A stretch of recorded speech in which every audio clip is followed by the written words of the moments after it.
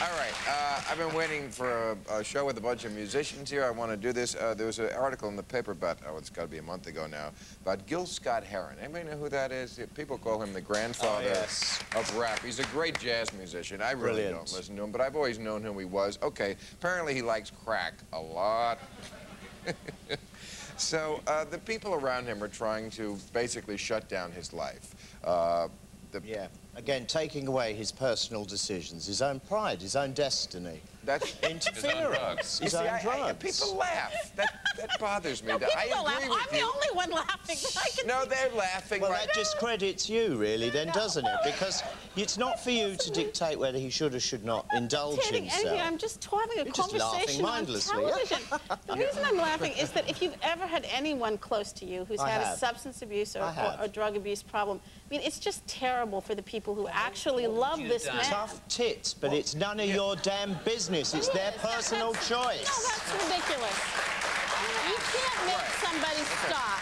But it is if you love someone and they're destroying themselves, it is your business. Heartbreaking, but a reality it is your business. This theory that, well, yeah, there's not much you can do, truthfully. If they're intent on it, really. You can't stop it. Back off. It's his life. His own life. If he decides to be irresponsible to other people around him, you cannot change it. That's his decision. But you know what? Leave well alone. You can gripe a lot, and you can point it out, and you can do what you can to have him face the consequence. Yeah, you can. That might help, but I doubt it. I admire his girlfriend. All around him, he's got functioning. these. He's a functioning crack. He's a functioning crack. He does his gigs. First of all, he's a jazz musician, okay? There's a little bit of a history with drugs and jazz musicians. They're not quite like other people. Right, well, so that's why I think the music fans don't care. Don't you have to grade a little bit on the curve? Well, I don't care. I mean, you know, the people who listen to music don't care. I'm just saying the people who actually love him as a human being and care about him. Well, that's the debate, is how do you really love him? He would say, leave me alone. This is the way I want to live. You're right. My teeth aren't that good. I miss a gig every once in a while. He's saying he's not a crack addict. He's saying he's not an active addict. He's saying that just to get the judge off his case. My teeth aren't that good, and I miss a gig every once in a while, and I don't do crack. But John, what would you have done? I mean, if there was a way to stop Sid... You cannot stop people's personal choices. But you just have to accept that that's part of their personality. But can I ask you, though? There will always be this 1% who are addicted. Ask the question, for God's sake. Okay. No, I mean, probably the person that I love most in my life was a coke addict, an alcoholic, and he was in a band that I worked with, and he had to get kicked out of the band. He had to get kicked out of his apartment and out of his job for him to do something about it. If you actually possibly could have got all the club owners in the world to say, Sid Vicious can never play again. Wouldn't have done it. Wouldn't have done it. If you could have, you wouldn't have. No. You don't think it would have changed anything? That would be absolutely intolerant of me. My attitude was, bye-bye, Sid. If that's going to be part of you, you ain't working with me. But I never interfered in his drug habit. I couldn't. It's not my personal business. It's not my area to indulge in. You're also assuming that club owners have some type of moral imperative in being in the business. My God, what a life would we lead? It's like, you can't do that. We disagree. We all know that club owners are right above primordial ooze in the level. So I can't see that at the annual caucus of club owners in Vegas, right after talking about stem cell research, they talked about Gil Heron Scott and what can we do? You're right. And the club where he plays a lot in New York, the club owner said, I didn't realize that playing God was something I was supposed to do. And I kind of agree with that. If it's his choice to live... I think if it's possible to do what you can to help someone hit their bottom and they're about to kill themselves and you feel that strongly about them, you got to do what you can do. You can't make them stop, but you can create an environment where they realize... We are influenced by each other. Let's get rid of them then. So we're just like cancel food for them. Well, no more fatties. You're right. You know, where do you go with it? Yeah, that's it goes on and on. There's a lot of ways to kill yourself. I think their motives are pure. 2 teaspoonfuls of salt and you're dead. Yeah, but, you know, I mean, you have to draw the line, obviously, but if there's something you can do... You know what? If you love someone, then you nag them about exercising and losing weight and being healthy. You don't say, it's your personal choice to do whatever you want.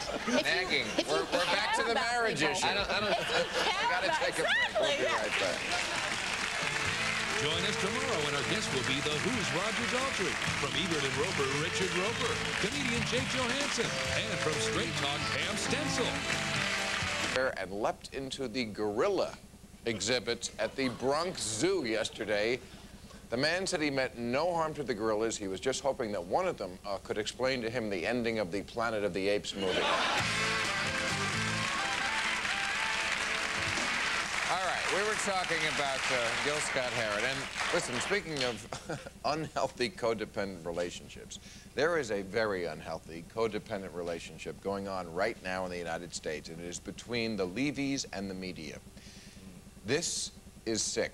These people, I don't blame the parents. You know, people who have a daughter missing will do anything, but the press camps out on their lawn hoping they'll say something, and then they come out and say something.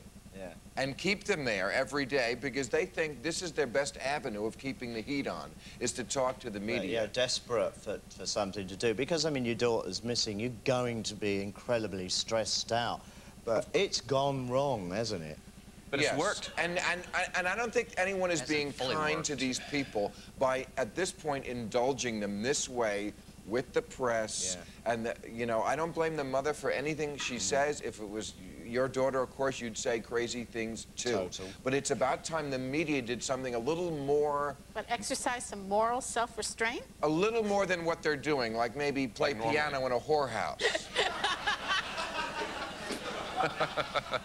But it is a codependent relationship. That is the very definition of a codependent relationship. They need each other in a sick way. I'm not sure the media's role can be justified, but I don't think it's necessarily sick on the part of the Levies. I mean, they're doing what they can, which is not a whole lot. Yes, but no one is saying to them... I mean, Gary Condit has still not gone before the police and taken a lie detector test. Yeah, I mean, they're trying as best they can to try to get what information I'm not blaming them for taking any avenue possible.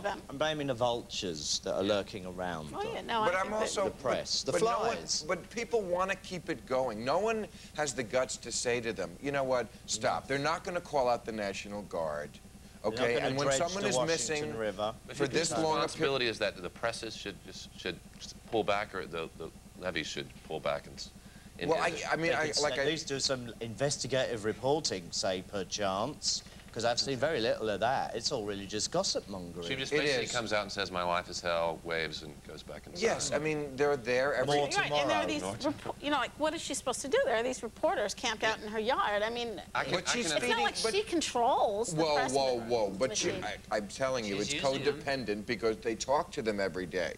They do want them there because they feel the media is an avenue for them to put pressure on the rest of the world to find their daughter, and the media is not going to help them with that. People are already doing whatever they can. They're not going to call out the National Guard, and I think it's crueler to exploit this. It would be kinder to say, look, you know what? When someone's missing for this long, they're probably not coming back. Stay in the house. The press go away.